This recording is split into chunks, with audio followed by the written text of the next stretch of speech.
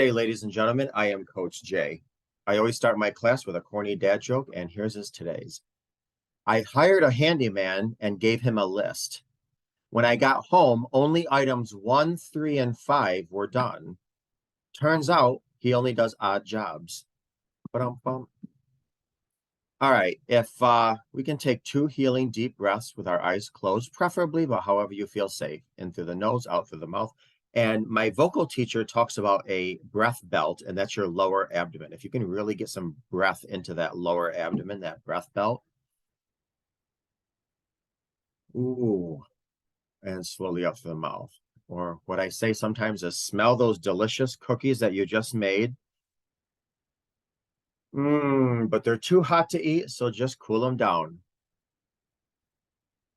Although I don't let my kids blow on their food, but yeah. Okay. There is a big difference between feeling bad about making a poor choice versus experiencing feelings of worthlessness as part of your core sense of self. And the difference can be summed up as either examining the situation as separate from who you feel you are at the core, or in personalizing situations or choices where it can compromise how you see yourself, like all of yourself, your being. Those private conversations we have with ourselves can either be powerful, stepping down into self awareness, or an equally powerful roadblock into self fulfilling prophecy. Our thoughts influence our feelings, no doubt. And we've all heard, where energy goes, whatever flows. I mean, man, if we want to focus on the past, we will live in the past. If we want to focus on the future, we will live in gear into the future. For example, we may get angry with ourselves in choosing to keep someone in our lives while ignoring the red flags that warned us otherwise. Here is where we can feel disappointment in ourselves for making a poor choice. This can play out as, wow, what was I thinking? I made a mistake, or I should have listened to those red flags. On the flip side, someone may turn the same experience inward as something being inherently wrong with themselves. In this situation, a person can begin ruminating more on the past trauma or other situations that reinforce their feeling bad about themselves or that validate any bad situation they're experiencing. So basically, it's oftentimes we will, well, I don't want to get into this long thing, but because we definitely gravitate to familiarity, oftentimes we reflect on our life and we think, geez, the last 5 people I dated did this to me. And then it's like, well, why could I be so blind or stupid or what have you? And number one, we gravitate to what's familiar.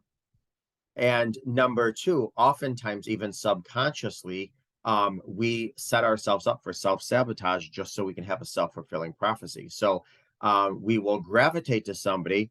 And if we were to reflect on it more so, we could say, okay, there's some red flags here. There's some things I really need to look into.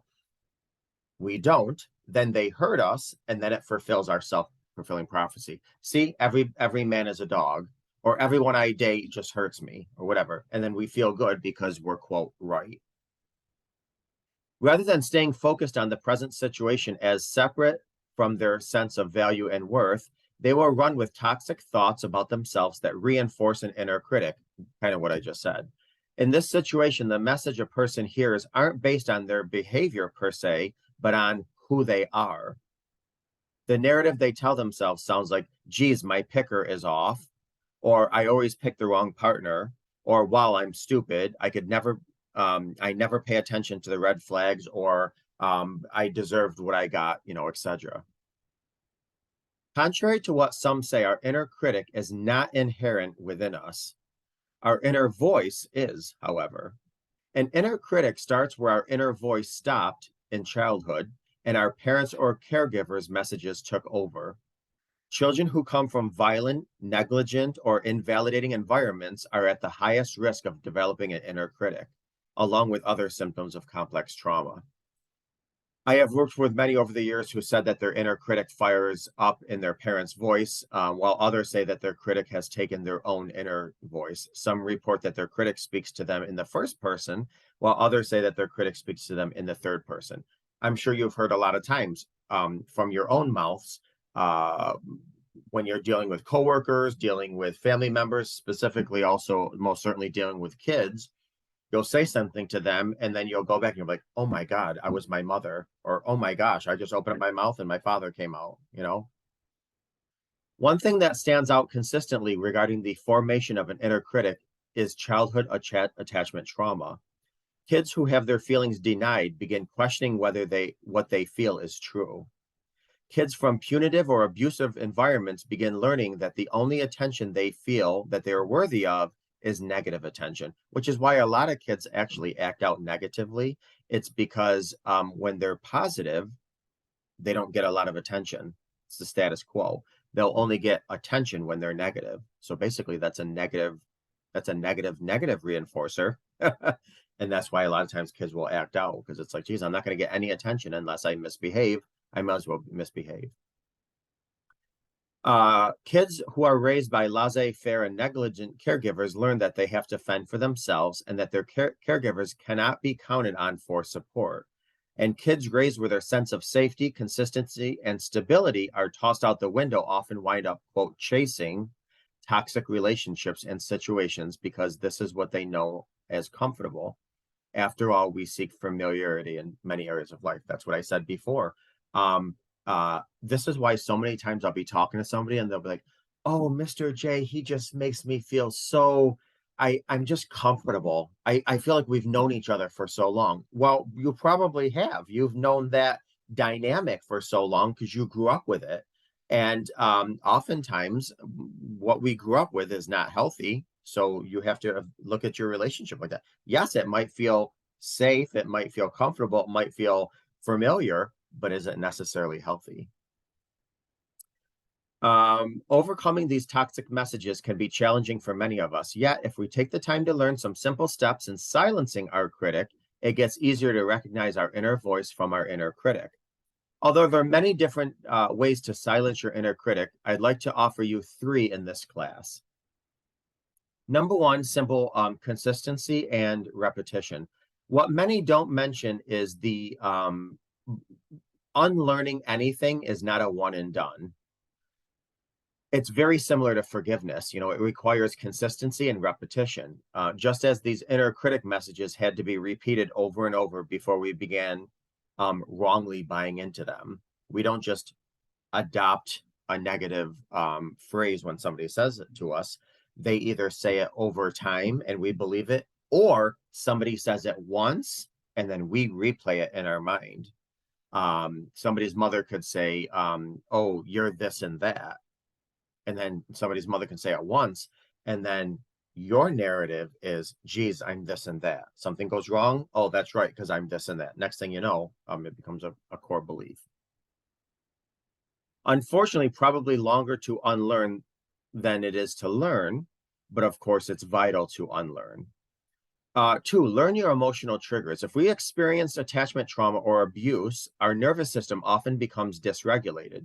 We may become more easily, quote, triggered, where shutting down or lashing out becomes more common reactions to feeling threatened.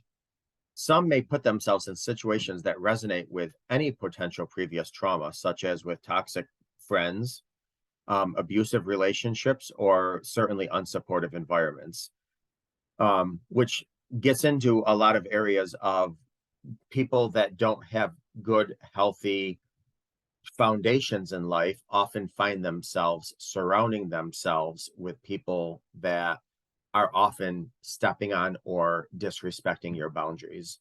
And that's, well, first of all, because of the people you're hanging around with, but more importantly, because you don't enforce your boundaries, and that's because of your foundation.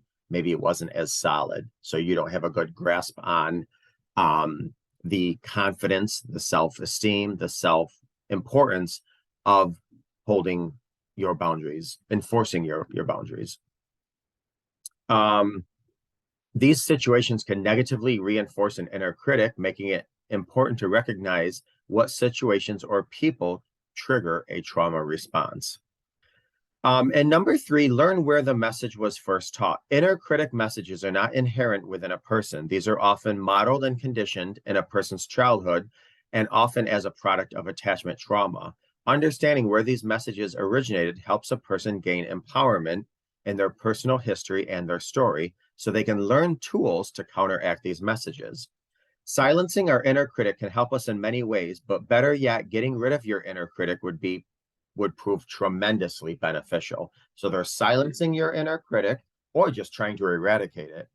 So try some so for some people, affirmations work. Try a process of truly forgiving yourself for believing these negative critical narratives. Try giving yourself a lot of mercy, a lot of grace, a lot of patience, pretty much the same patience, grace, and mercy that you give people you love and respect, because the people that you should love and respect the most is the one you're looking in the mirror at. All right.